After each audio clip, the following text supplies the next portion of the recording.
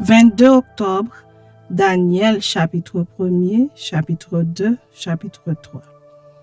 La 3e année du règne de Joachim, roi de Juda, Nebuchadnezzar, roi de Babylone, marcha contre Jérusalem et l'assiégea.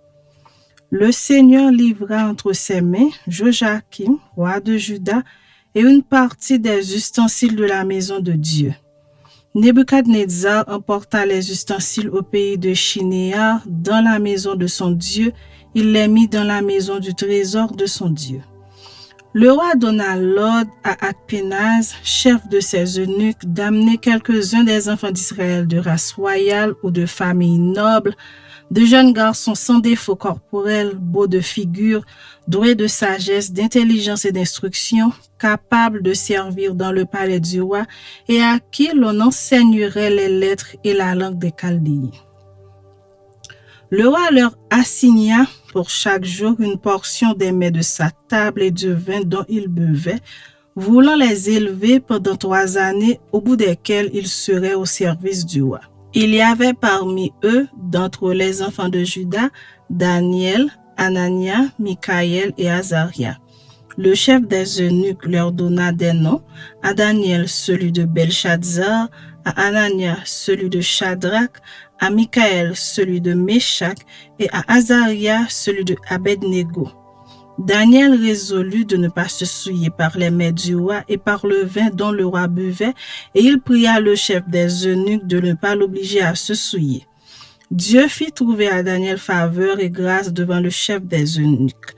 Le chef des eunuques dit à Daniel, « Je crains mon Seigneur le roi qui a fixé ce que vous devez manger et boire. Car pourquoi verrait-il votre visage plus abattu que celui des jeunes gens de votre âge? Vous exposeriez ma tête auprès du roi. » Alors Daniel dit à l'intendant à qui le chef des eunuques avait remis la surveillance de Daniel, de Anania, de Mikaël et d'Azaria, « Éprouve tes serviteurs pendant 10 jours et qu'on nous donne des légumes à manger et de l'eau à boire. Tu regarderas ensuite notre visage et celui des jeunes gens qui mangent les mets du roi et tu agiras avec tes serviteurs d'après ce que tu auras vu. » Il leur accorda ce qu'ils demandaient et les éprouva pendant 10 jours.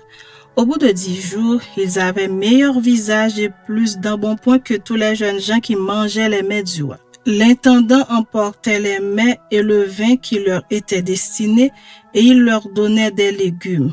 Dieu accorda à ces 4 jeunes gens de la science, de l'intelligence dans toutes les lettres et de la sagesse. Et Daniel expliquait toutes les visions et tous les songes. Au terme fixé par le roi pour qu'on les lui amenât, le chef des eunuques les présenta à Nebuchadnezzar. Le roi s'entretint avec eux, et parmi tous ces jeunes gens, il ne s'en trouva aucun comme Daniel, Anania, Mikaël et Azaria. Ils furent donc admis au service du roi. Sur tous les objets qui réclamaient de la sagesse et de l'intelligence et sur lesquels le roi les interrogeait, il les trouvait 10 fois supérieurs à tous les magiciens et astrologues qui étaient dans tout son royaume. Ainsi fut Daniel jusqu'à la première année du roi Cyrus.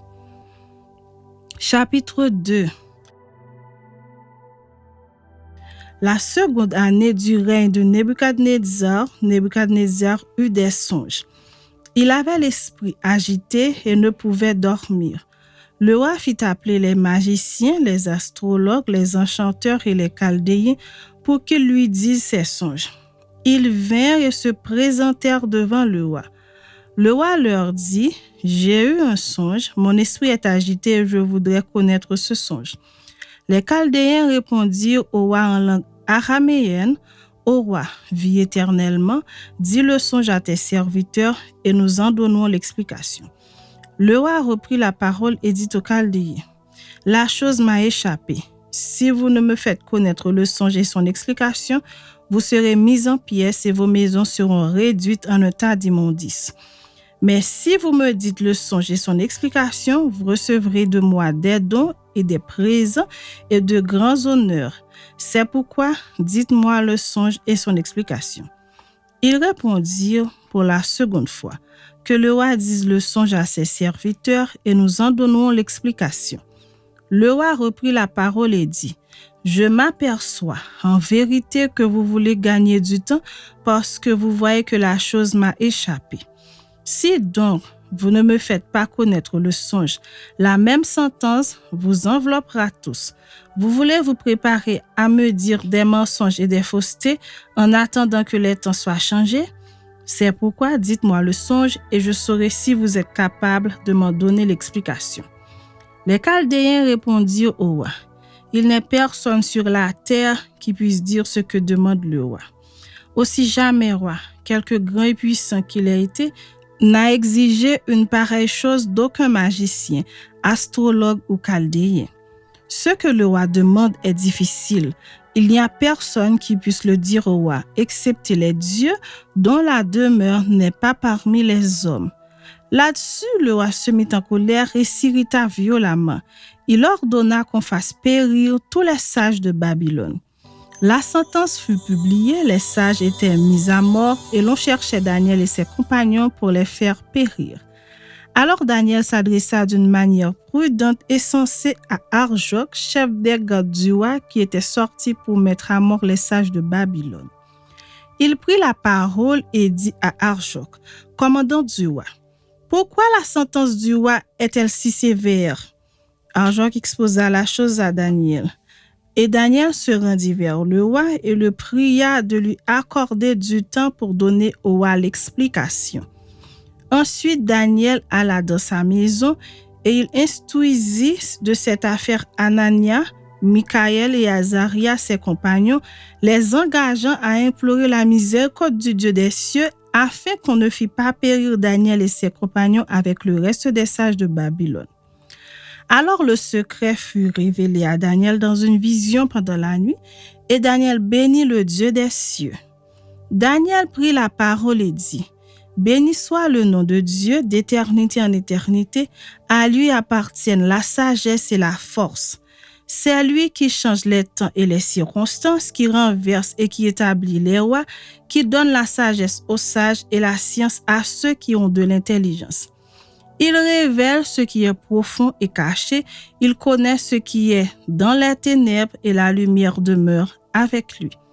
Dieu de mes pères, je te glorifie et je te loue de ce que tu m'as donné la sagesse et la force, et de ce que tu m'as fait connaître ce que nous t'avons demandé, de ce que nous a révélé le secret du roi. » Après cela, Daniel se rendit auprès d'Arjoc, à qui le roi avait ordonné de faire périr les sages de Babylone.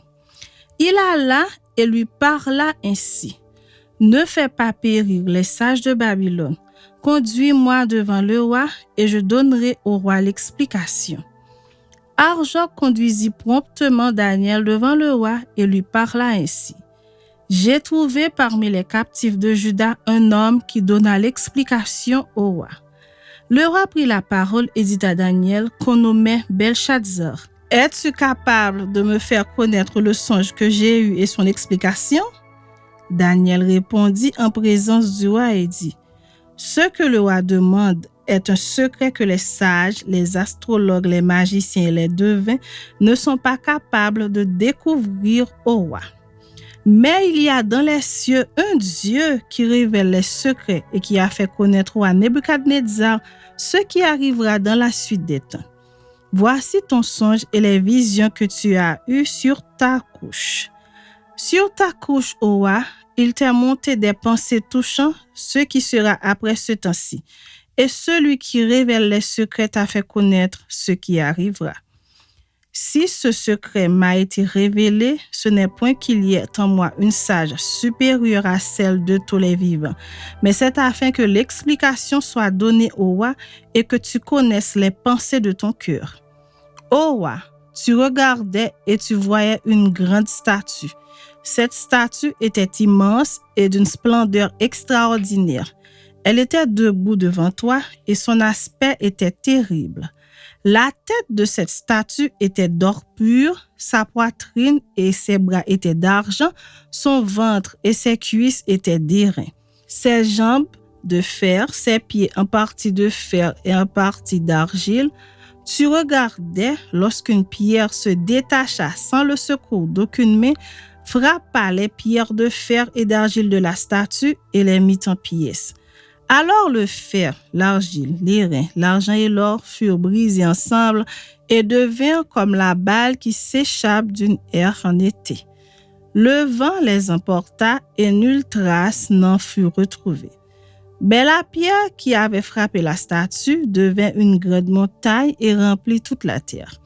Voilà le songe. Nous en donnerons l'explication devant le roi. Ô roi, tu es le roi des rois, car le Dieu des cieux t'a donné l'empire, la puissance, la force et la gloire. Il a remis entre tes mains, en quelques lieux qu'ils habitent, les enfants des hommes, les bêtes des champs et les oiseaux du ciel, et il t'a fait dominer sur eux tous. C'est toi qui es la tête d'or. Après toi, il s'élèvera un autre royaume, moindre que le tien, puis un troisième royaume qui sera d'airain et qui dominera sur toute la terre. Il y aura un quatrième royaume, fort comme du fer, de même que le fer brise et rompt tout. Il brisera et rompra tout, comme le fer qui met tout en pièces. Et comme tu as vu les pieds et les orteils en partie d'argile de portier et en partie de fer, ce royaume sera divisé.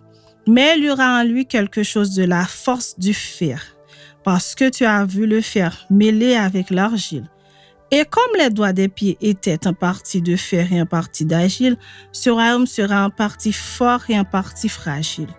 Tu as vu le fer mêlé avec l'argile parce qu'ils se mêleront par des alliances humaines. Mais ils ne seront point unis l'un à l'autre, de même que le fer ne s'allie point avec l'argile. Dans le temps de ces rois, le Dieu des cieux suscitera un royaume qui ne sera jamais détruit et qui ne passera point sous la domination d'un autre peuple. Il brisera et anéantira tous ces royaumes-là et lui-même subsistera éternellement.